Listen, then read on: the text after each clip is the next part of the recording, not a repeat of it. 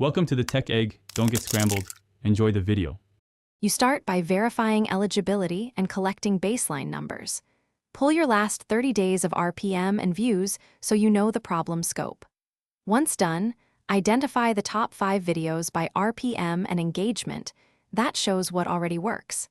Make sure to note any sudden drops tied to specific dates or format changes. This first step saves time later, because you'll compare apples to apples when testing fixes and avoid chasing irrelevant optimizations. Now you optimize what drives RPM: content topic, video length, and viewer retention. Pick the formats with the best RPM and create controlled variants. Test 3 changes: hook, thumbnail, and description over 7 days. Use analytics to track CTR, watch time, and RPM per video.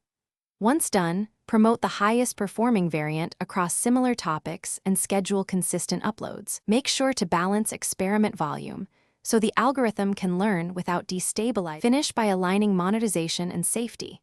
Enable every eligible revenue source and audit content for advertiser-friendly compliance. You should remove or unlist videos that drag down average RPM, then reallocate production time and paid promotion to proven winners. If RPM still lags, contact TikTok support with clear RPM drops and sample video ID. One troubleshooting tip: if analytics show abnormal drops across all videos, clear app cache, re-authenticate, and wait 48 hours before concluding a platform-side issue.